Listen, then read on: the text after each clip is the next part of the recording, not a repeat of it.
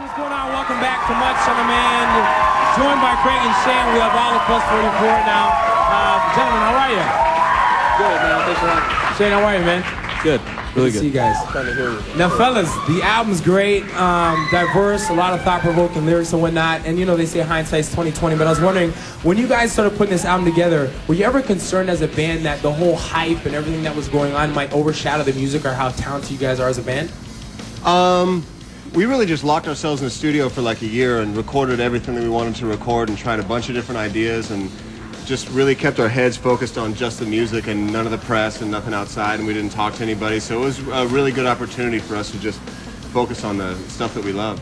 There must have been the calls, though. How's it going along? What's going on? Can I hear something? Were those type of calls and whatnot?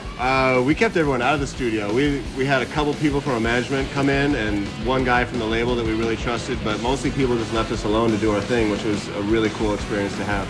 Okay. Did you guys ever feel confined by your previous works or fans' expectations or whatnot? Or anything like that? Not at all.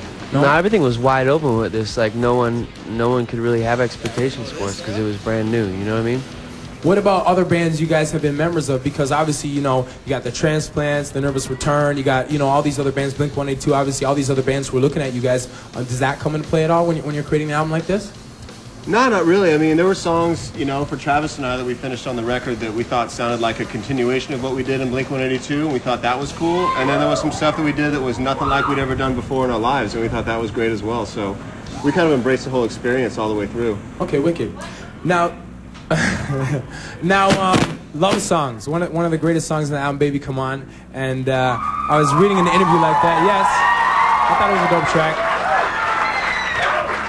And I was reading an interview and you were talking about the song being about basically a girl who's losing her place in the world and trying to save her. And I was wondering, has there ever been a time in your life where you needed saving, and who saved you?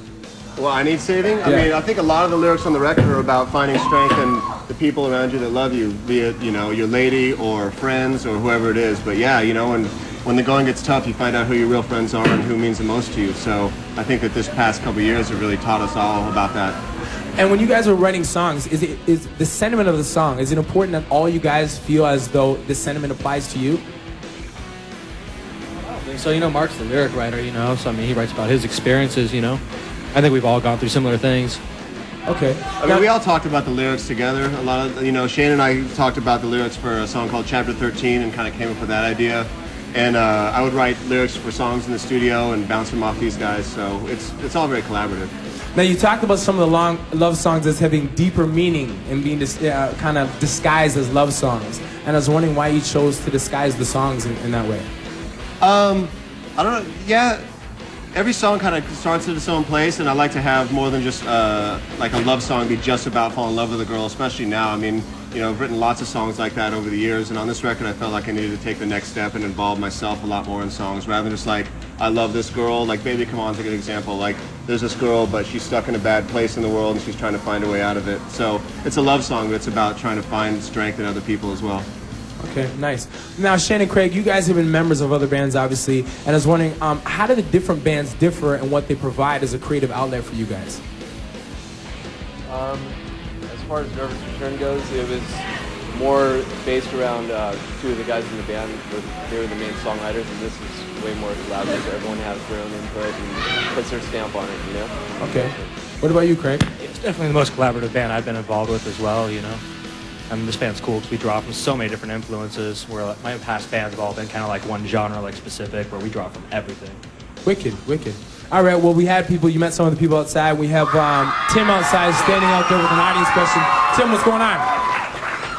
Hey, what's up? I've got Andrew here. He's got a question for the band. What's your question? I'm a drummer, so this question is for Travis. I hear you're in a video with T.I. Just wanted to know, are you guys like buds? You guys are hanging out? What's going on with that?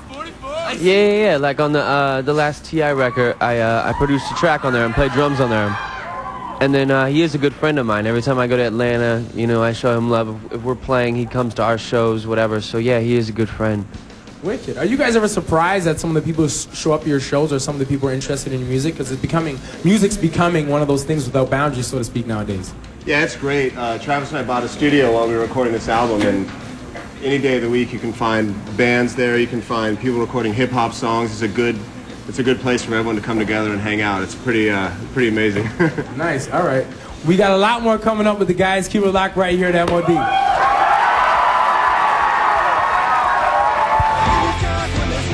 At Plus 44's very first live gig in LA, lucky fans got a free souvenir.